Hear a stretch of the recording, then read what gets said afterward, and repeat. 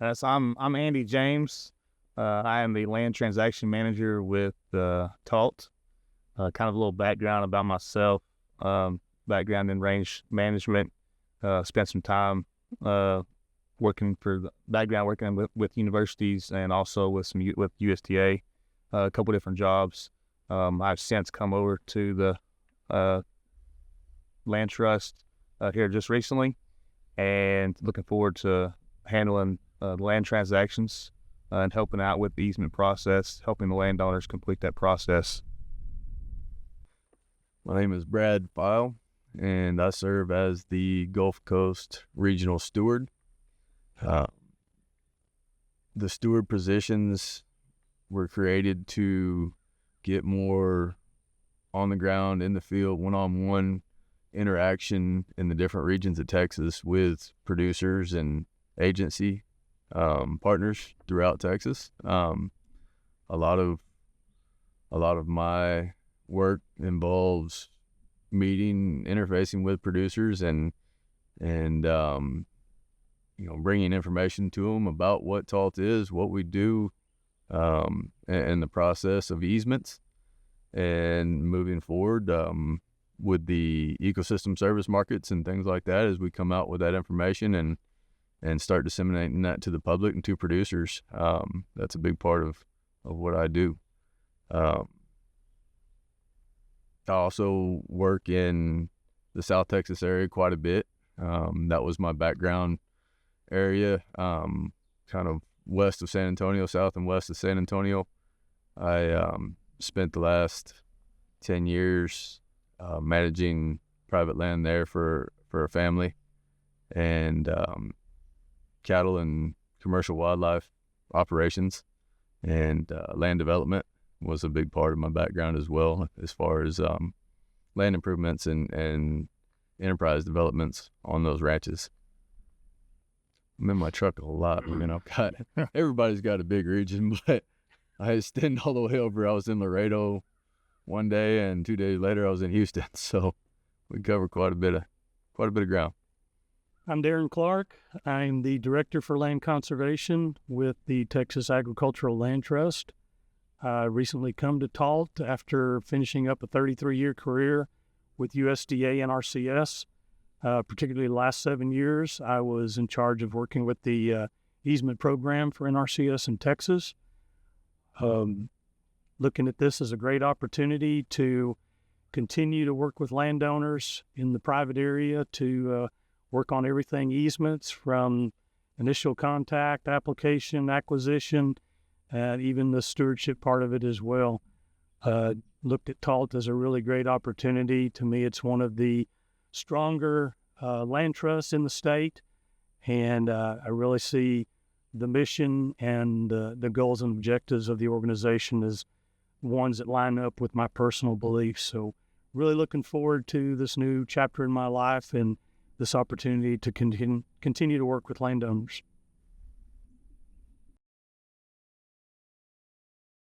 I think a lot of it is spurred by conversation, and that's why my position is there. Like getting in front of producers and bringing it to the table and saying, have you heard of this? Have you heard of TALT to start with? I'm amazed at how many have not heard of TALT to start with. And I love, introducing it to somebody from scratch, or the easement process, never heard of a conservation easement.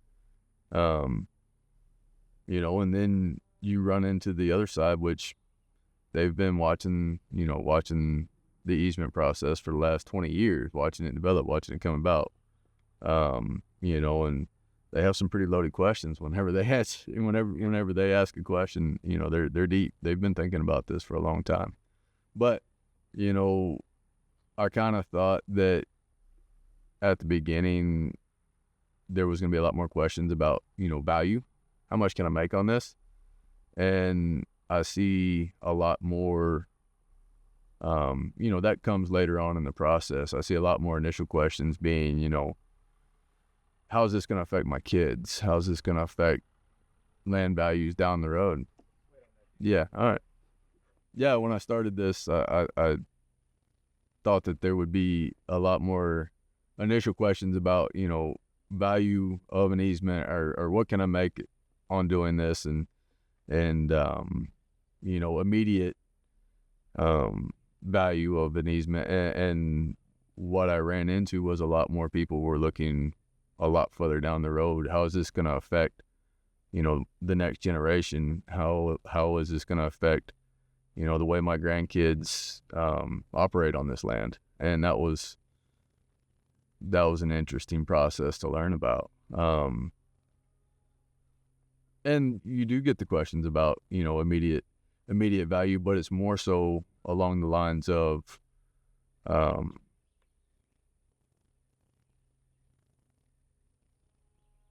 directed towards what they were talking about this morning. How with the tax laws continuously changing every cycle, it comes to the forefront like this last cycle that, they're worried. They're worried about their kids having to sell property. They're worried about, how is this going to transition? And some have done extensive family planning, some have not. And, when they hit a cycle that scares them, I think that spurs a lot of questions. So it is, I think it's super important to have the stewards in the field and everyone out there talking about it, because I was very surprised at how many people are not even aware it's an option. Let me bring up a counterpoint here. Due to maybe some myths or misconceptions of things that are out there about conservation easements, when you bring up those, this TALT and easements to some of these folks that don't know anything about it, how many of them do you get pushback from because they're not aware of kind of how some of this stuff works? Not as many as I thought. You get a few negative reactions, if you will. But I think, the people that have come before us and have been carrying this ball down the field, like Fitzsimmons, and the work they've done and getting the message out there through TSCRA and Texas Wildlife Association and those platforms of, the people involved are highly respected. The people involved are their peers in those communities. And I think there's enough of them out there now, and there's enough of them in the past that have already done the hard work, have already had those hard conversations. I just don't run into that much negative anymore. You do have a few that are very uncertain about it. They, like you were talking about, some of the misconceptions that come along with it. I think a little bit of knowledge is probably more dangerous than no knowledge at all, because, if they hear it from the wrong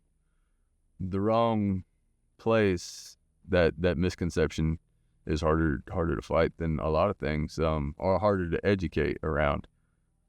They hear, their neighbor at the coffee shop talking about, an easement. Well, the government, that just makes it easier for the government to, swoop in and take it away from you. Or you from now on, you have a partner on your land, a managing partner on your land, or those kind of things. But yeah, really, I did not have as much struggle with that in the field as I thought it would. Which testifies to, that testifies to the ones who have come before us in this field, and the ones we're stepping in their shoes. They've done a lot of work. Right. No, I tend to see the same thing up in Central Texas, is more or less it's a lack of any knowledge. Not that we do get, I've talked to a few people, and they do get they're more interested in just because they don't know what's going, what they're about. So when I bring it up to somebody, they're kind of willing to listen just because maybe they didn't know about it. Mm-hmm. And so they don't, I haven't had a whole lot of that, but of the negative feedback, sometimes, but it does occur. But it's like I said, I've been surprised that it's more or less, I think we're in the stage, or we're kind of where we're at, is people are becoming educated, but as we get more educated people out there, I think we're heading in the right direction. Yeah, I think a lot of the resistance comes from landowners not clearly understanding what a conservation easement is. They think, and you mentioned it, Brad, they think that they're giving up control of their property. Maybe not necessarily the ownership part, but they feel like somebody, a land trust or whoever, government's going to tell them how they need to manage or operate their property. And obviously that is not the case. And usually when you can get by that and help them to understand that, then the interest does peak and they are more interested in, like you said, Andy, they want to hear the rest of the story. They want to hear the whole story to have a better understanding. Over the years of working with private landowners, many times I've heard some of the older generations, a phrase they would always tell me, they're not making any more land. And y'all probably heard that as well. And the thing about that is those landowners are very passionate, very interested in protecting the land, keeping it in agriculture or keeping it in a wildlife, but definitely keeping it in open space. And because of that, the conservation easement is, the biggest bang for the buck. It's the longest lasting protection that a landowner can voluntarily put on that property. And having that easement, it's not a cookie cutter. It's not a one size fits all. Each landowner gets to work with a partnering land trust, whether that's TALT or another land trust, to develop what specific items they want to protect in that conservation easement, and how those benefits from the easement, will show up for future generations. I want to build off of that. Yeah. I do want to build off one thing on that. I think that's what makes no wait for cameras, but one thing is that but that's saying one thing that TALT is very, and maybe is different, and what makes TALT maybe special is that opportunity to, in terms of once you decide to work with TALT, we don't direct what you do on that property. What you want to do is, we don't have any we don't have any input on what your management plan is, what your goals and objectives are. And I think that's what it's important for a lot of people. They have this managing partner is what, they get that misconception of like, hey, this person now has a say on whatever you do. And at TALT, that's not the case. You can still run as many cows as you want to run. You can still hunt, and you can still fish. You can still do what you want to do.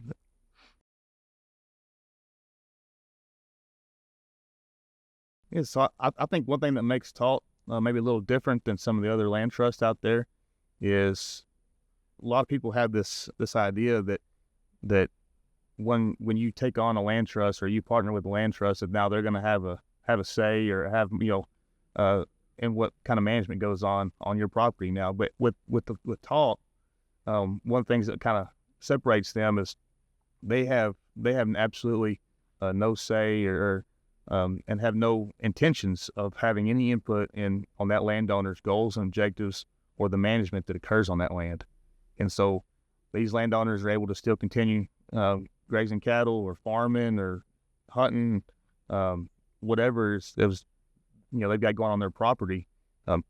TALT encourages that, and that's kind of the goal of TALT, is to help them be able to continue doing what they're doing, forever. That was an interesting learning curve for me, and I'll get Darren to weigh in on this as well, because I was not aware, of the ins and outs of the easement process, and I'm still learning. There's a lot of intricacies to it, but as he was talking about, each one's a very individual document, a very unique document to that landowner and to that piece of property. And I got the question in a meeting one day about selling land and dividing land and options of that in the future, and I did not have the answers, and there's a lot of good questions that I don't have the answers to the first time, but I'll find out and I'll come back with them. But yeah, learning about provisional our division rights within a contract and the option to divide to some extent, whether that be once or twice, and keeping those divisions in a functional landscape. Whatever is divided off stays in a functional landscape scale versus broken down into developmental sized blocks. That's the whole goal of the easements, to keep it in a functioning landscape, to keep it for perpetuity in a functional ecosystem. And the sale, that's one that gets asked quite a bit. you know, because they, as much as they want to save, and I see a lot of passionate landowners that are researching this, you know, as their ultimate, you know, legacy of keeping land in agriculture, but they also are realistic enough to understand that they don't want to saddle their grandkids with a burden that's going to cause strife within the family. You know, that option of being able to sell the land, if that, you know, becomes the only option in the family, that makes sense. They're worried about that option and, you know, making sure that their kids have that option. And that is definitely an option within an easement to sell and transfer. We've actually, I believe, had our first transfer of property that was under easement. That question does come up quite a bit, and I'm happy to tell them that it is definitely an option. The easement runs with the land, no matter who owns it. The provisions of the easement run with the land, and that's how it was designed. That's how, you know, that's the framework of the document, is to keep that land intact. So no matter who owns it, but yeah, being transferred and sold and split, that was all interesting learning curve for me. Anything to add to that? No, conservation easement, like Brad said, is perpetual. That means forever. So it's always attached to that land. But the landowner still has a right to convey the fee title if they want to pass it on to heirs or sell the property. They still have that right to do that. And that, like you said, that's a common question for somebody that's pursuing a conservation easement. And the other thing is, what I tell, we've had inquiries where somebody's looking to buy a property that has a conservation easement already in place, and they want to know what they can and cannot do. And the first thing I tell them is go to the office, the county clerk's office in that particular county, and pull out a copy of that conservation easement, because everything that the rights that are with that property are described in that conservation easement, the cans, the can'ts, and then also, like Brad mentioned regarding subdivisions, those are specified in that conservation easement, as well as building envelopes.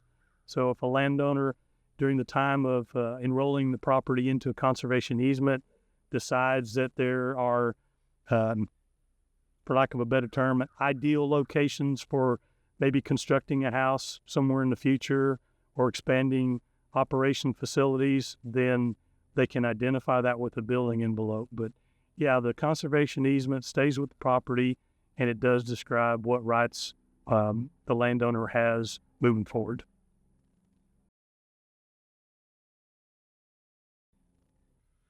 I think the ones that a lot of people are aware of, if they haven't done their research, are some of your special interest or species specific conservation easements and trusts.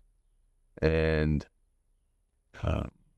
you know, for a producer, there's a lot of things there that just don't mesh when they start looking at those types of easements. And you know, my approach to that is that TALT was created by producers, for producers, by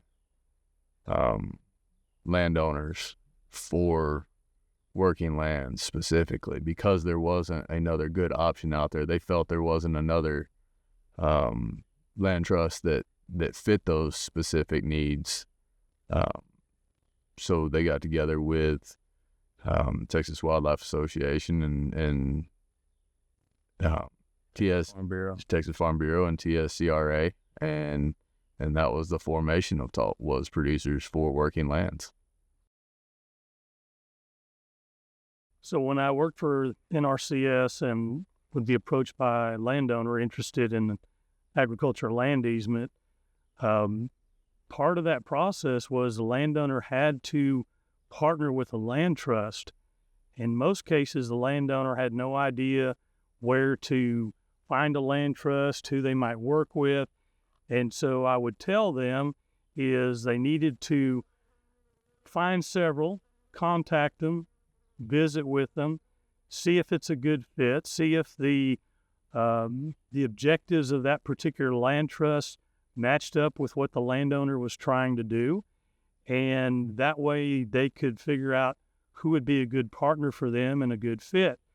Well, since coming to TALT, I've actually heard Chad Ellis, the CEO, tell a landowner that it's very important for the landowner, again, to find a land trust, even if it's not TALT, but to find a land trust that they're comfortable with, that they can carry out the conservation easement, both being able to close on the easement, but also working in the future towards the stewardship and the enforcement of that conservation easement. So I really like that. I like the approach that it's not, hey, we're going to do business with you, or we're not doing business at all. I like the approach that it's a matter of the landowner working with who they feel comfortable. And it's extremely important when you talk about conservation. I've heard that more than once from people within TALT. And at the end of the day, we all, land trust in general, we're all there for, generally the same reason. Why isn't there more interaction, between land trusts and to get that better fit for a landowner? That's something that I try to remember and stress anytime I'm speaking with a landowner that's just, just at the beginning phases of this, wanting to look into who to partner with, is, getting that comfortable fit, whether it's with us or with any other, is more important than being comfortable with your choice, because this isn't a light choice. This is a long-term effect. Yeah. This is forever, and being comfortable with that choice to fit your goals and objectives and your needs specific to that piece of land and to your family, I think is way more important than going with X, Y, or Z because, you like someone that's involved with it, or someone, advised you to do that, getting to know that each of those intimately and why they exist and what they stand for and their goals and objectives is way more important for this type of contract, because it is forever. Mm-hmm. Yeah. Well, and just like with the conservation easements not being a cookie cutter, land trusts are not a cookie cutter either. And like Brad mentioned, there's some that they have a specific geographic focus or a specific purpose, whether that's because of its site specific or species specific or land use or whatever the case may be. So they're all different. And then another thing comes into play is the landowner has to make a decision. Is the conservation easement going to be one that they expect to have some type of compensation? Is it a donated, or is it a combination of that? And the answer to that question for that landowner often has an impact which land trust they're able to work with. I think TALT's primary focus is going to be on working lands and working producers, and ensuring that those working lands are able to continue working even once the current generation is no longer around. That's kind of the goals and objectives. I think part of the mission for TALT is to make sure that we have productive working lands, 50 years down the road, 100 years down the road. Make sure that we have that, be able to provide goods and services. Yeah. Just as our mission statement, preserving the heritage of agriculture and working lands throughout the state, and natural resource management, wildlife management, and, creating a legacy that can be handed down to future generations.